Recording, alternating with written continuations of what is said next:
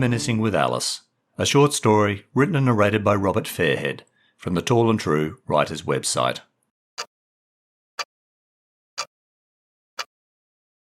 The golden glow of Norman's youth was a distant memory. The passing years had added aches and pains and padding, and his soft and doughy love handles had long since served no purpose with Alice. But when he looked in the mirror, Norman recognised the man he had once been. Just wiser and more wizened. Thankfully, his mind was still razor sharp, though sometimes Norman couldn't recall what he had eaten yesterday. There was little variety in the daily routine at the retirement home, and details, like meals, were hard to distinguish. However, his long-term memory sustained him. Norman had grown up in the country, where the days were hot and dry, and nights silent and still. University had opened his ears and eyes to the noise, lights and opportunities of the big city and Alice. "Do you remember when we met, Alice?" Norman reminisced. "You walked past me at that uni party, and I caught a scent, your delicate perfume. I turned and complimented you, and you told me to stop being fresh." Norman laughed.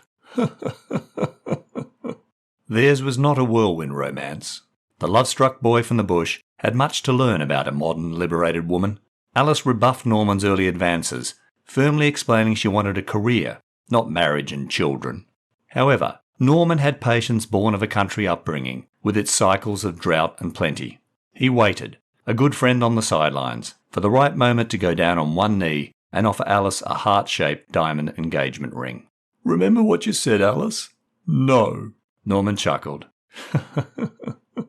"And when you saw how sad I was, you changed your mind and said, 'Oh, okay, yes, but let's not rush into having children.'" He chuckled again. After marriage, Alice and Norman continued pursuing their careers. Their life wasn't all work. They socialised on weekends, enjoyed annual holidays, and were a favourite aunt and uncle to an ever-expanding brood of nieces and nephews. And then, out of the blue, Alice suggested they start a family.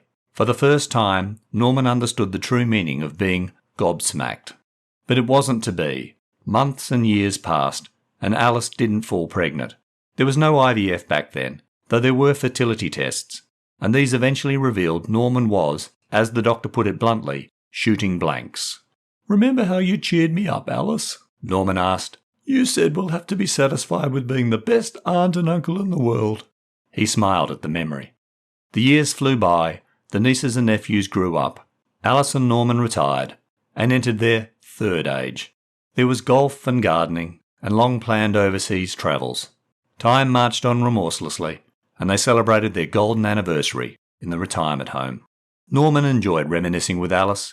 His memories flowed sweet and smooth like honey, but they could be as thick as honey too. Norman couldn't recall what he had eaten yesterday, nor why Alice wasn't answering his questions.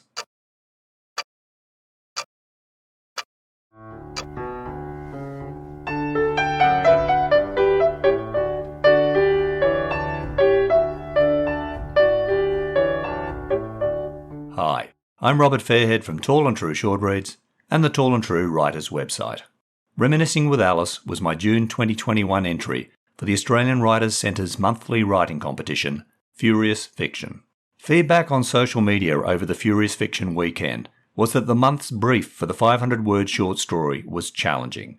It had to include, word for word, the following 7 descriptions at any point in the story body: thick as honey, silent and still, golden glow, heart-shaped, delicate perfume, soft and doughy, razor sharp. Golden glow gave me the opening sentence for my short story. The golden glow of Norman's youth was a distant memory. And from here, the bulk of Norman and Alice's story and the brief fell into place. Thick as honey proved a sticky description. However, by using it to describe Norman's memories of his life with Alice, which flowed sweet and smooth like honey, but could be as thick as honey too, I had my story and a poignant ending. I hope you enjoyed Reminiscing with Alice and Norman. You can read all my short stories, blog posts and other writing at tallandtrue.com. You can also buy my short story collections from the Amazon Kindle and Kobo online bookstores. Links are available in the show notes. The next episode of Tall and True Short Reads will appear in your podcast feed shortly. In the meantime, don't forget to check your feed or the podcast website, tallandtrueshortreads.com, for earlier episodes from seasons 1 and 2. And follow or subscribe to the podcast and rate and review it via your favourite app. Doing so helps me share my writing with other listeners. And finally, please support this podcast by telling your family and friends about Tall and True Short Reads and the Tall and True Writers website.